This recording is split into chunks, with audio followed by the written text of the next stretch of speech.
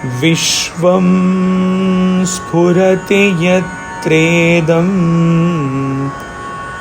taraṅgā iva sāgare tattvameva na sandehaścinmūrte vijvaro bhava.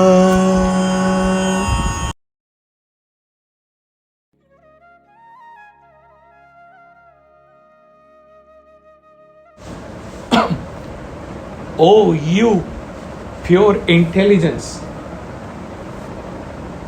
in you the universe manifests itself like waves in the ocean. Be free from the fever of mind.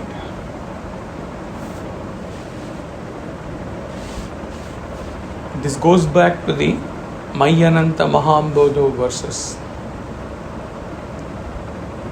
Once again, Ashtavakra says to Janaka, you are the substratum self.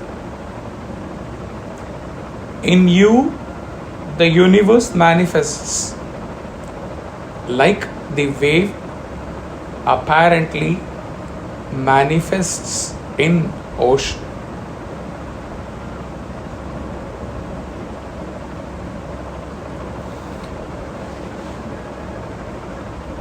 Janaka or a seer would smile in return and say,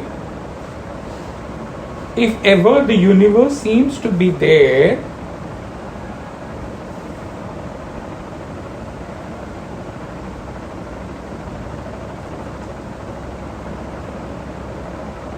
it may be true that it manifests in me the pure self.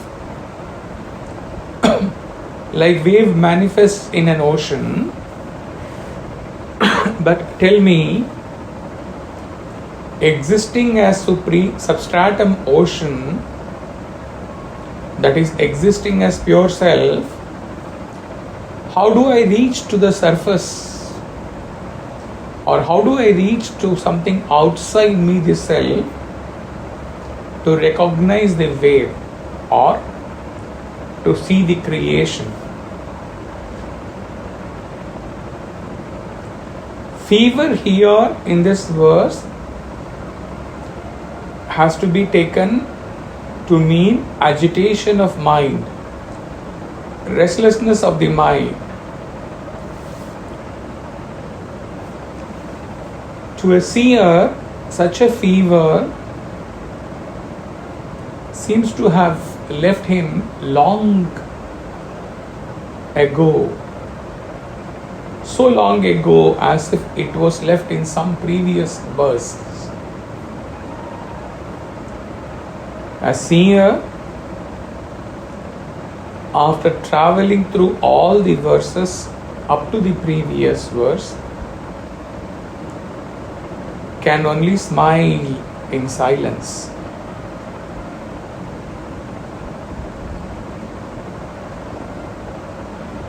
When I don't perceive the wave or the creation at all,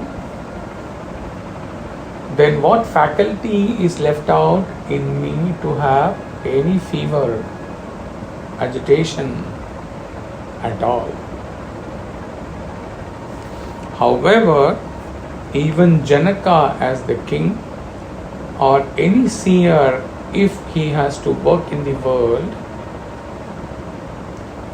exist as householder, then they may see the wave, they may see the creation, and they may act, live and act in the creation. How do they exist in the creation? Imagine the water ocean is seeing the wave. For an outsider who is not existing as water, there is a difference between water and ocean. water ocean and the wave, because the appearance of the wave seems to be different than the water. The shape of the wave seems to be different from the substratum water. But imagine when the water sees the wave, it sees only itself. It sees the wave only as water. It may wonder and smile, oh, I myself can look differently also. I can also arise, exist and then subside. I can even appear like bubble. Oh, what a wonder. Similarly, when a Jivan Mukta sees the world, as per the previous verse, he sees only the self in all. He cannot perceive anything, anyone in the world as different, though they may appear to be different. This is explained well in the earlier verse, self in all and all in self.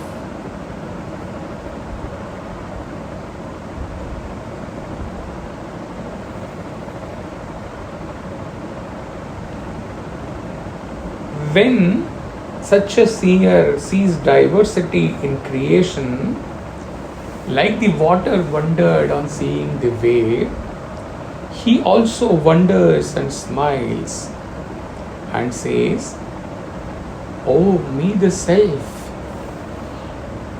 can also appear to be so diverse, so different in so many beings.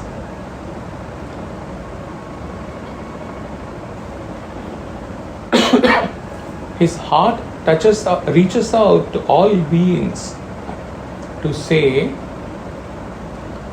why do you behave like an Atman? Why don't you know that you are not what think and behave like? You are the self. You and me are one. How then his mind will function? His mind may be there to function in the world, but the mind is now pure sattvic intellect only. So, there can be no fever, restlessness, agitation caused due to ego or vasanas in his mind. As poured in the practical application talks, when the seer moves around in the world as love, unshakable, pure and noble, then his mind, though existing and functioning in the world, actually exists as no mind, and he is verily the self. He is self within and he is love without. And he explained that there is no difference in this both existence, self or love. The existence as love while in the world is such that though apparent diversity is in creation, in created beings, is seen with eyes or heard with ears, still in the wholesome existence as love, there is no impact of such diversities within the seer. And in that sense, the existence as love in creation is similar to the existence of wave in the ocean as seen by the ocean. This existence has to be achieved, and one must exist thus to experience how beautiful such an existence can be. Even when he recognizes the creation, moves around in the creation, and his mind functions in the creation, as he still has duties to be done, mission to be run, still he doesn't get any affected by anything that is there in the creation.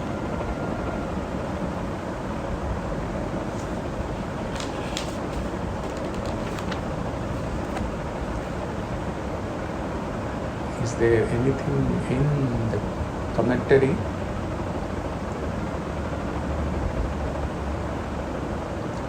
Nothing much. Hari Om Tat Sat.